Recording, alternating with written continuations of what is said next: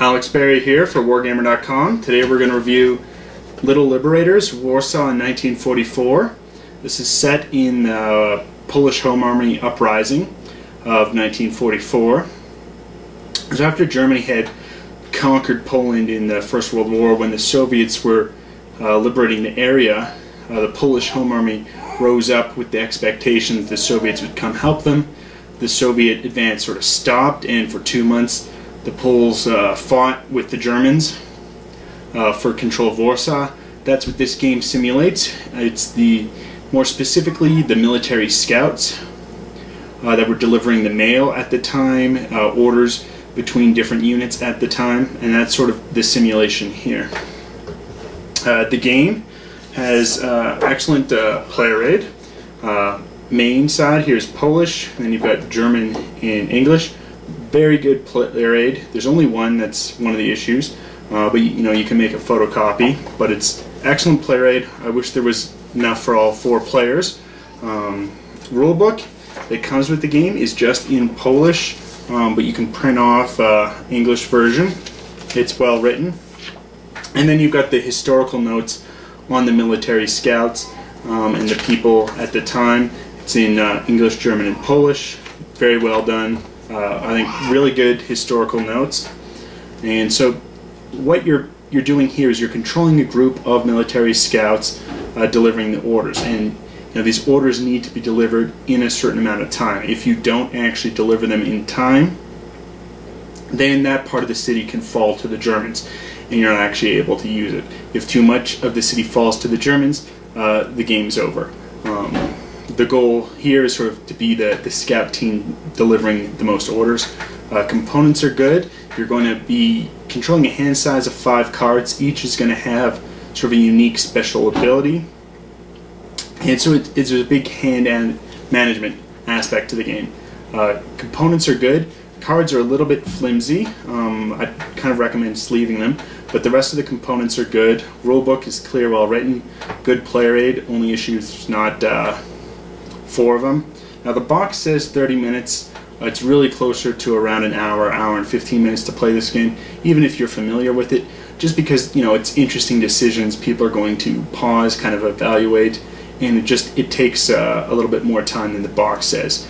So it says 30 minutes on the box. It's really closer to an hour, but it's really an excellent game that sort of has this feel, this sense of urgency of delivering these urgent messages in Warsaw, 1944. But let's take a look at the game. So here's the board on setup. If we zoom in a little closer, we can see we've got 4 players, 4 different colors of messengers, and they're starting at 3 sort of preset locations on the map. You've got areas that are sort of color-coded. It's almost an Art Deco style look to it here. We can see, we've got orange and red and orange and blue, and the regions are divided up based on the color code there. That is, I think, a slight issue if you're colorblind. I played it with some people who are colorblind. They've had some issues with it. You can still kind of tell just on the region and the cities there, but it does sort of make it a little bit more difficult. And so at the beginning of the game, each player is going to be given 6 hidden goals randomly. So they got 6 hidden goals, and they're going to keep 3. And so this means deliver most orders to a given area. Here, the blue region,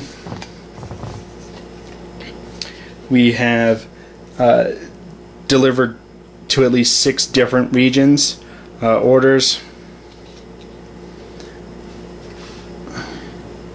We have here deliver the most orders, and deliver most orders from a region again. And then this would be deliver to at least 5 regions. You can sort of just tell how many points it's worth. 10 points at the end of the game if the order is completed. And so you're given 6, and you're sort of deciding, what am I going to do? what 3 am I going to pick. So we'll pick 3 for instance, and then put that down. So each player will have selected their sort of 3 hidden orders. Then we're going to come up here and we're going to see what orders need to be delivered. So we'll flip over. And we've got a 13.1 and a 6.1. You can see here. And where this needs to be delivered from. So it's worth 6 points. Needs to go from this location, and forgive my pronunciation, but Witwarnia, Papua to Powik, and there's another one. So if we zoom here on the board, we can see that location. So it's from here to here. It's kind of a shorter run. We've got from this location to this location, and it's just worth 6 points, whereas the other one, which is worth 13 points, and you need to go from here all the way to here. So it's a little bit further. And so what's going to happen is people are going to simultaneously and secretly pick one of their 5 potential orders. And so this one simply lets you move 5 spaces. So you can move any of your 3 guys in any combination 5 spaces. We have this one, which is get to move 4 spaces, and then you also get to look at the next in the deck here, the upcoming in the deck, and sort of see. So you can sort of see what's coming out. It's called the Secret Hearsay card, and then you can sort of move to an appropriate area. You have this one, which is you can move 3 in any combination, and then you can switch the order of orders. So let's say we've got some orders down here. Each round these orders are going to move down. Once they hit here, the orders have expired, and if they haven't been delivered in time, the Germans are going to seize part of that area. So let's say you're working on this one, and you've got your character trying to deliver that order, and it's almost time, you don't have it. You could play this this one, which switches the spot, and you'd switch orders with whatever was there. So that's that card. You have this one, which is you move 2 spaces, and then you can move to the next place nearby, sort of the next city.